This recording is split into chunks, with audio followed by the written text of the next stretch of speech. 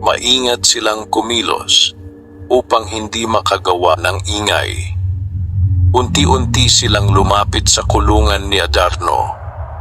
Sa loob ng kulungan ay nakapikit ang tandang. Ngunit bigla itong nagmulat ng mata. Para bang naramdaman nito ang presensya ng mga taong papalapit.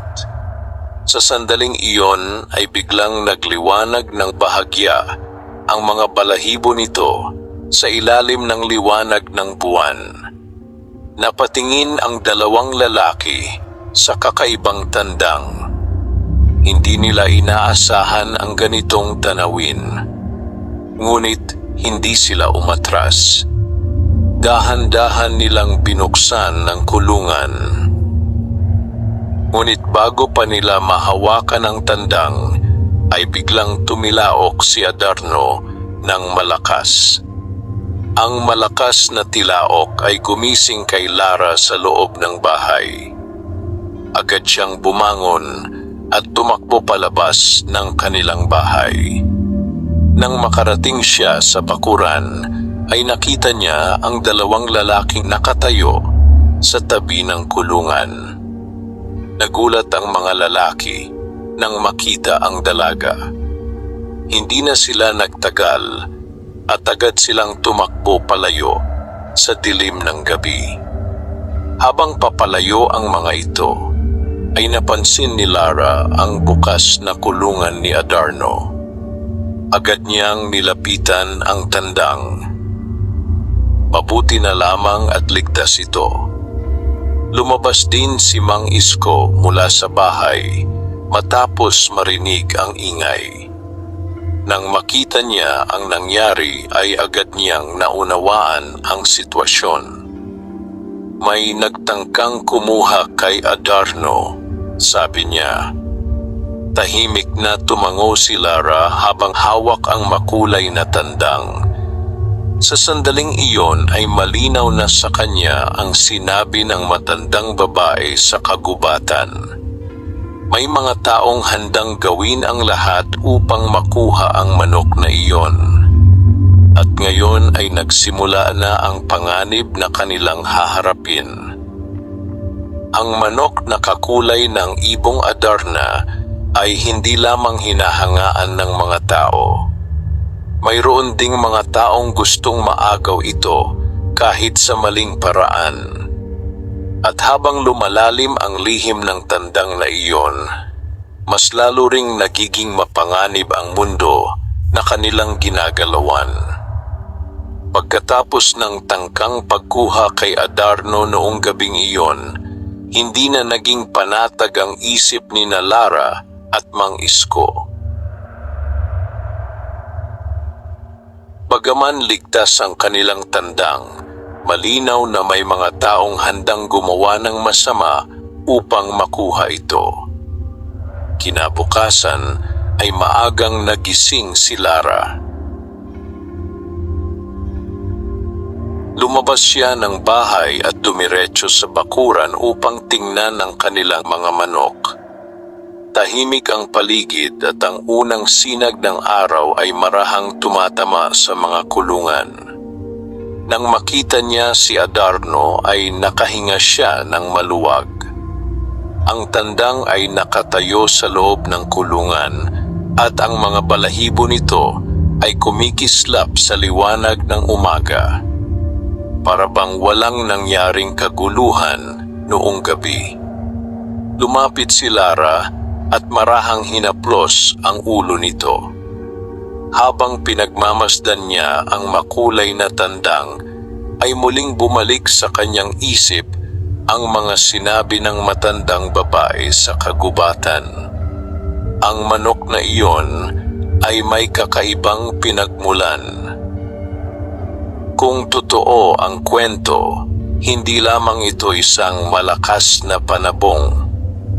May dala itong hiwagang maaaring magbago ng kapalaran ng sinumang mag-aalaga nito. Lumabas si Mang Isko mula sa bahay at lumapit sa kanyang anak. Hindi na tayo maaaring maging kampante, sabi ng matanda. Tumango si Lara. Kung may nagtangkang kumuha sa kanya kagabi, patuloy ni Mang Isko, posibleng bumalik pa ang mga iyon. Sandaling natahimik ang dalawa habang pinagmamasdan si Adarno. May naiisip po ako, sabi ni Lara. Napatingin ang kanyang ama. Kung patuloy nating itatago si Adarno dito sa bahay, mas lalo siyang magiging target ng mga taong gustong kumuha sa kanya. Nag-isip sandali si Mang Isko bago tumango. May punto ka. Mas mabuting ilaban natin siya sa mga malalaking sabungan, dagdag ni Lara. Kung makikilala siya sa buong lalawigan, mas magiging mahirap para sa sinuman na basta na lamang siya kunin. Napaisip ang matanda sa sinabi ng kanyang anak. Sa mundo ng sabong, ang mga kilalang manok ay hindi basta kinukuha o ninanakaw dahil maraming mata ang nakabantay sa kanila. Handa ka ba sa ganoong buhay? Tanong ni Mang Isko. Mas maraming laban, mas maraming taong makakakita sa kanya. Tumingin si Lara kay Adarno. Simula nang matagpuan niya ang maliit na sisiw sa kagubatan, ay nagbago na ang kanyang buhay. Ang dating tahimik na dalaga ay ngayon ay nahaharap sa mga hamon na hindi niya kailanman inakala. Ngunit sa kabila ng lahat ay hindi siya natatakot. Opo, sagot niya. Handa po ako. Sa sandaling iyon ay nagpasya silang ihanda si Adarno para sa mas malalaking laban sa mga susunod na linggo. Samantala, sa kabilang bahagi ng bayan ay natanggap ni Don Basilio ang balita tungkol sa nabigong pagtatangka ng kanyang mga tauhan. Tahimik siyang nakaupo habang nakikinig sa kanilang ulat. Hindi namin nakuha ang manok, sabi ng isa sa mga tauhan. Nagising ang dalaga. Hindi nagalit si Don Basilio. Sa halip ay nanatili siyang kalmado habang iniisip ang susunod niyang hakbang. Kung hindi natin siya makukuha sa lihim na paraan, sabi niya, kukunin natin siya sa harap ng lahat. Nagkatinginan ang kanyang mga tauhan. Paano po? Sa sabungan, sagot ni Don Basilio. Ipinaliwanag niya ang kanyang plano. Maghahamon siya ng isang malaking laban kung saan ang manok na mananalo ay makukuha ang lahat ng pusta, kasama ang manok ng kalaban. Kung tatanggapin ni Lara ang hamon, magkakaroon siya ng pagkakataon na mapasakamay ang tandang. At kung tatanggi naman ang dalaga, mawawala ang tiwala ng mga sabungero sa lakas ng kanyang manok. Napangiti si Don Basilio habang iniisip ito. Para sa kanya, isa itong laban na siguradong may panalo siya. Samantala, sa baryo ni Lara ay nagsimula na silang maghanda para sa mga susunod na laban ni Adarno. Mas lalo nilang inalagaan ang tandang. Pinili nila ang pagkain nito at mas maingat nilang sinanay ang galaw nito sa bakuran. Sa bawat araw na lumilipas ay lalo pang nagiging matikas ang tindig ni Adarno.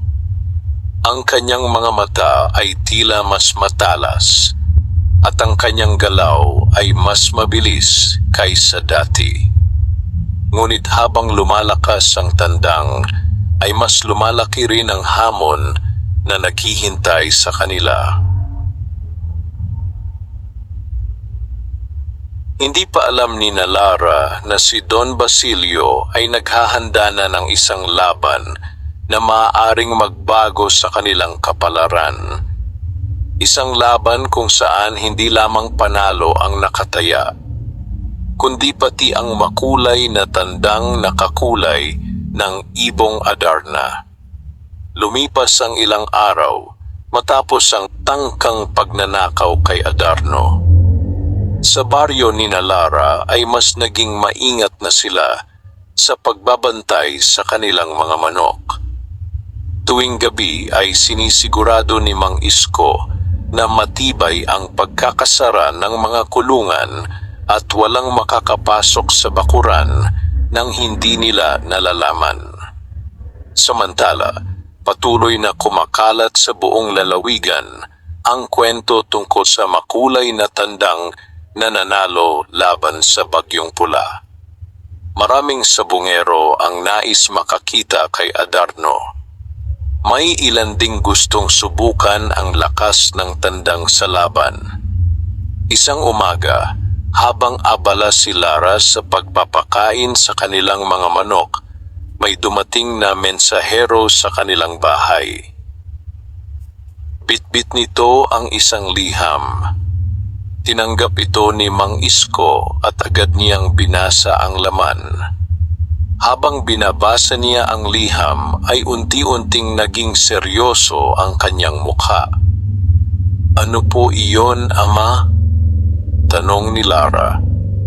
Iniabot ng matanda ang liham sa kanyang anak. Ang liham ay mula kay Don Basilio. Sa liham ay malinaw ang hamon ng mayamang sabungero. Magkakaroon ng isang malaking laban sa pangunahing sabungan sa kabisera ng lalawigan.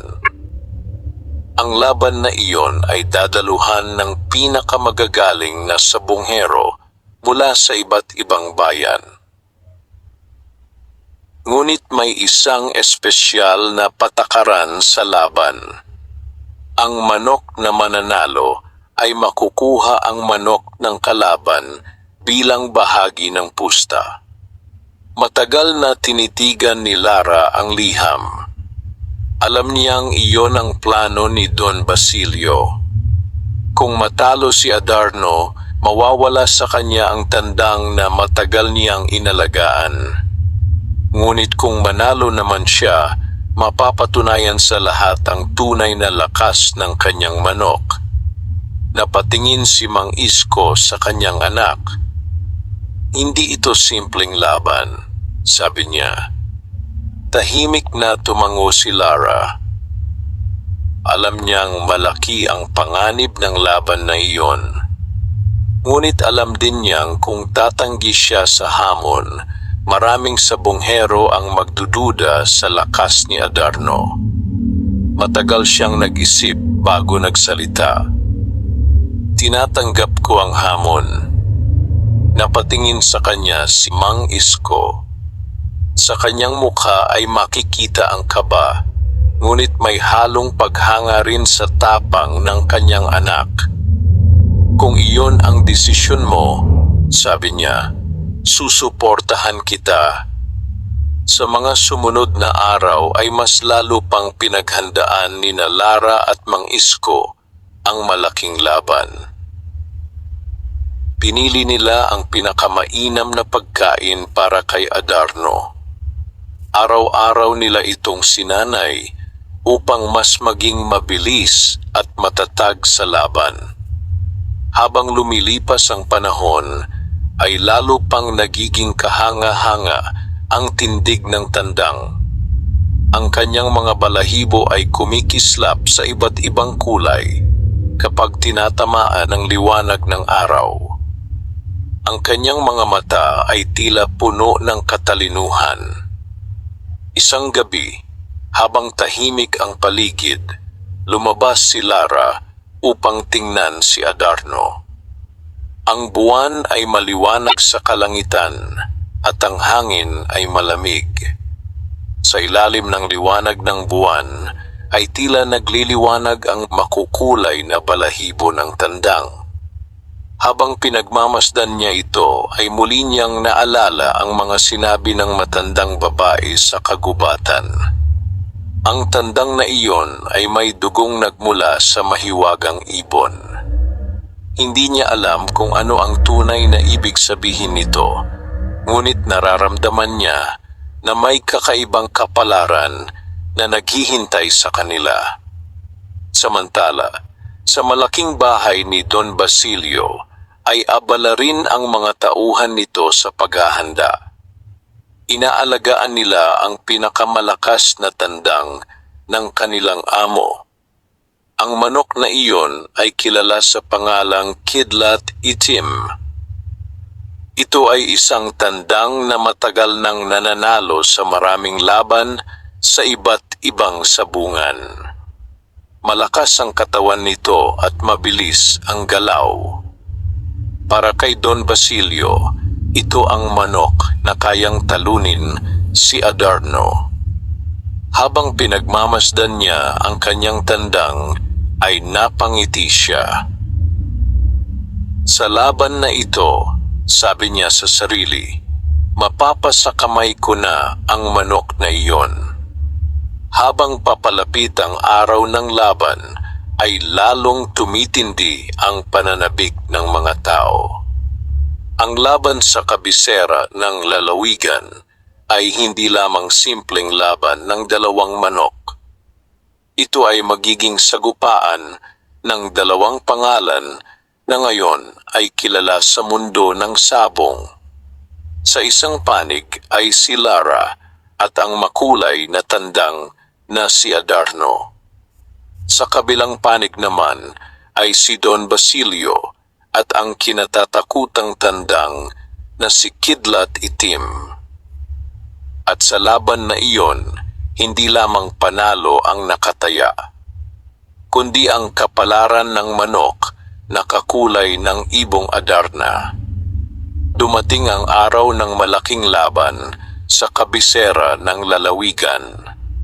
Maaga pa lamang ay dumagsa na ang mga tao sa pinakamalaking sabungan sa lugar.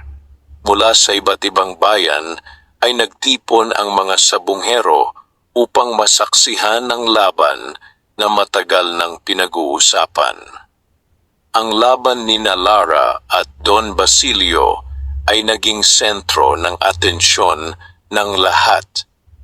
Ang ilan ay nais makita kung tunay ngang kakaiba ang manok na kakulay ng ibong Adarna. Ang iba naman ay naniniwala na sa wakas ay matatalo na ang tandang ni Lara sa kamay ng pinakamalakas na manok ni Don Basilio. Habang papalapit ang oras ng laban, ay dumating sina Lara at Mang Isko sa sabungan. Tahimik lamang silang naglakad papasok habang dala ni Lara ang basket na kinalalagyan ni Adarno. Nang mapansin ng mga tao ang kanilang pagdating, ay agad silang napatingin sa makulay na tandang. Hindi nagtagal ay kumalat ang bulungan sa buong sabungan. Dumating na ang manok na kakulay ng ibong Adarna. Dahan-dahang inilabas ni Lara si Adarno mula sa basket. Sa ilalim ng liwanag ng araw ay muling nagningning ang makukulay nitong balahibo. Ang pula, bughaw, berde at gintong kulay ay tila naglalaro sa katawan ng tandang. Maraming tao ang napahanga sa kanilang nakita. Samantala, sa kabilang bahagi ng sabungan ay dumating si Don Basilio kasama ang kanyang mga tauhan. Kasama nila ang itim na tandang na kilala sa pangalang Kidlat Itim. Malaki ang katawan nito at matalim ang mga mata. Ang kanyang mga galaw ay nagpapakita ng lakas at karanasan sa maraming laban. Habang inilalapit ang dalawang tandang sa gitna ng arena, ay lalo pang tumahimik ang sabungan. Alam ng lahat na ang laban na iyon ay hindi pangkaraniwan. Sa isang panig ay ang makulay na tandang na si Adarno. Sa kabilang panig naman ay ang kinatatakutang kidlat itim. Nakatayo si Lara sa gilid ng arena habang mahigpit niyang pinagmamasdan ang kanyang manok. Tahimik lamang si Adarno, ngunit ang kanyang mga mata ay nakatuon sa kalaban. Sa kabilang panig ay nakamasid si Don Basilio. Kumpiyansa ang kanyang mukha habang hinihintay ang simula ng laban. Nang ibigay ang hudyat ay nagsimula ang sagupaan. Agad na sumugod si Kidlat Itim. Sanay itong umatake ng mabilis upang agad mapahina ang kalaban. Ngunit tulad ng mga naunang laban, mabilis na nakaiwas si Adarno. Ang kanyang galaw ay tila mas mabilis pa kaysa sa inaasahan ng mga tao. Muling sumugod si Kidlat Itim. Ngunit muli itong naiwasan ng makulay na tandang. Sa bawat galaw ng kalaban ay tila nahuhulaan ni Adarno ang susunod na kilos nito. Unti-unting napansin ng mga tao ang kakaibang husay ng tandang ni Lara. Hindi ito nagmamadali. Pinag-aaralan muna nito ang kalaban bago umatake. Lumipas ang ilang sandali at nagpatuloy ang matinding laban. Ang dalawang tandang ay parehong malakas at mabilis. Ngunit sa kalaunan ay napansin ng mga tao na unti-unting nagkakaroon ng kalamangan si Adarno. Sa isang mabilis na pagkakataon ay sumugod ang makulay na tandang at nagpakita ng napakabilis na galaw. Napaatras si Kidlat Itim. Ang buong sabungan ay natahimik habang pinagmamasdan ang nangyayari. Hindi nila inaasahan na mahihirapan ang kinatatakutang manok ni Don Basilio. Ang laban ay nagpatuloy pa ng ilang sandali. Ngunit sa huli ay malinaw kung sino ang nangingibabaw. Sa isang huling mabilis na galaw ay napaatras si Kidlat Itim at hindi na ito nakalaban pa. Sandaling natahimik ang buong sabungan. Pagkatapos ay biglang umaling-aungaw ang sigawan ng mga tao. Nanalo si Adarno. Ang makulay na tandang nakakulay ng ibong Adarna ay muling nagtagumpay sa isang napakalakas na kalaban.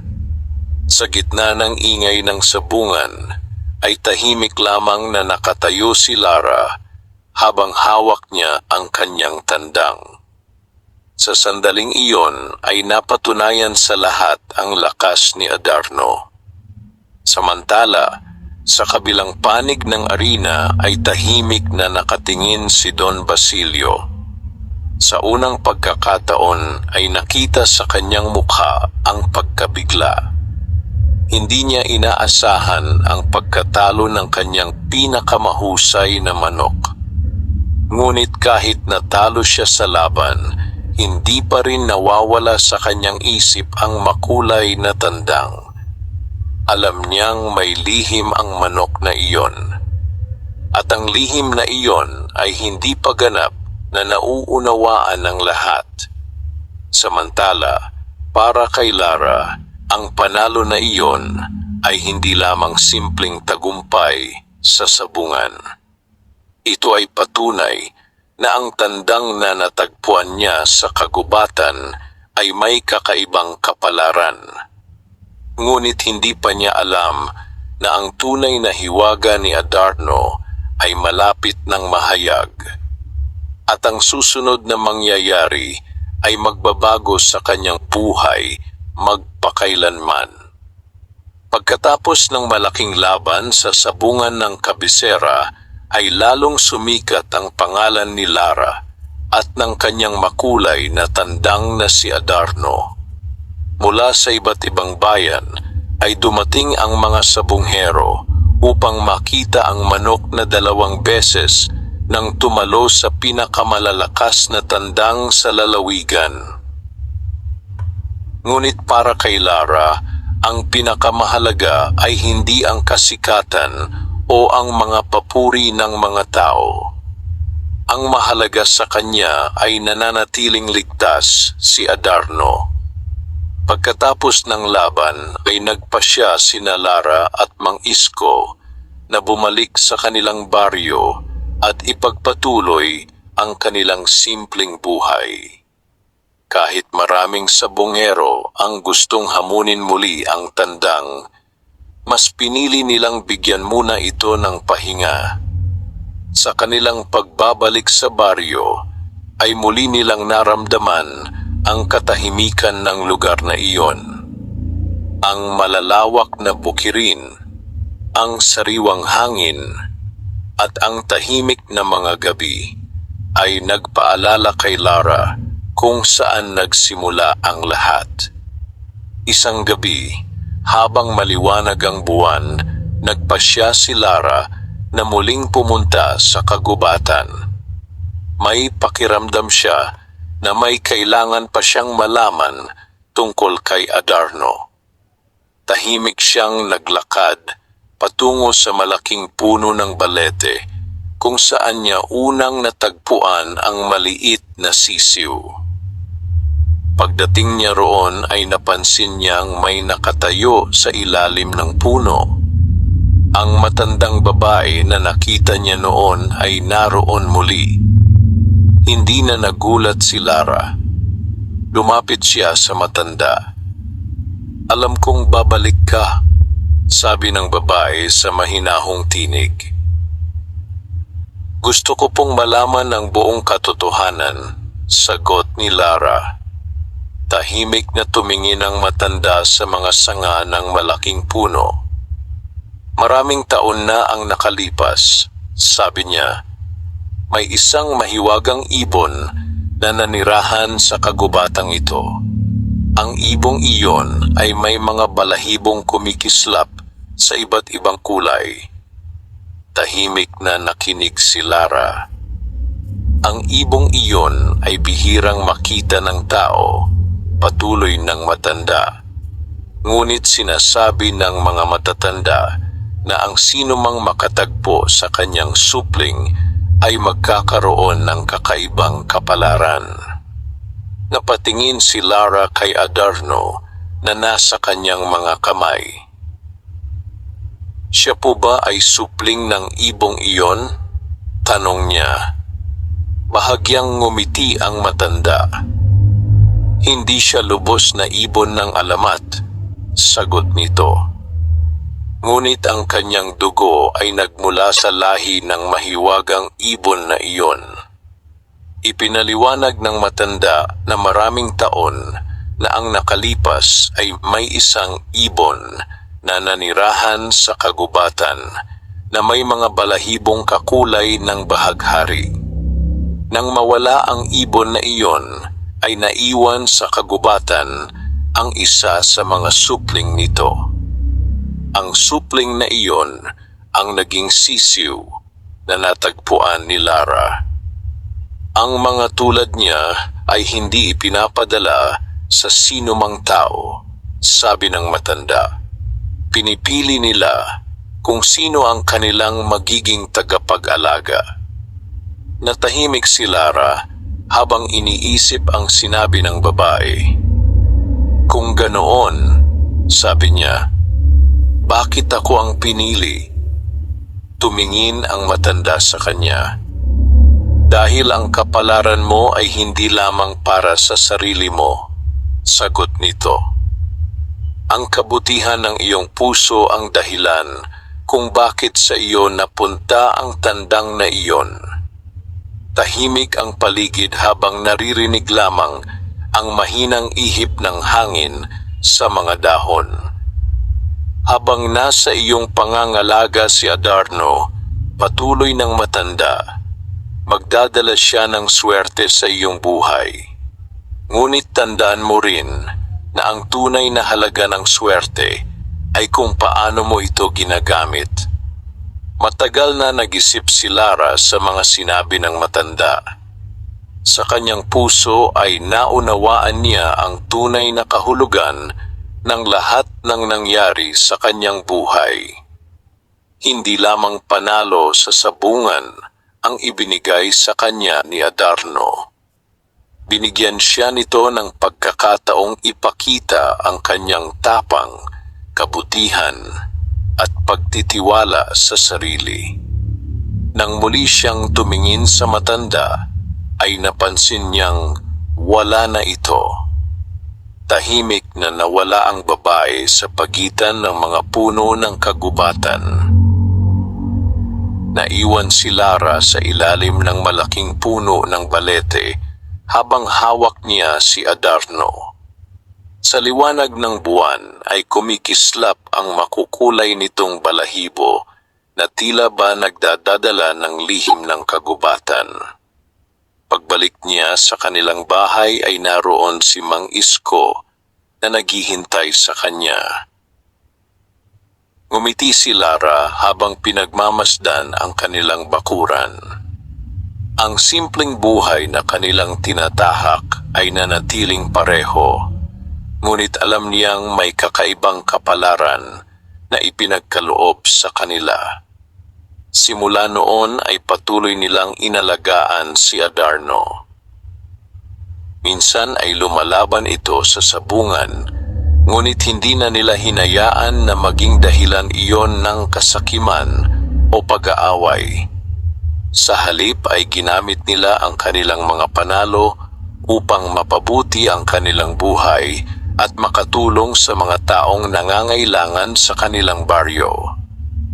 At sa tuwing sumisikat ang araw sa kanilang bakuran, ang makulay na tandang nakakulay ng ibong Adarna ay patuloy na nagpapaalala kay Lara na ang tunay na swerte ay hindi lamang matatagpuan sa panalo. Ito ay matatagpuan sa kabutihan ng puso at sa mga desisyong ginagawa ng tao sa bawat araw ng kanyang buhay. Wakas.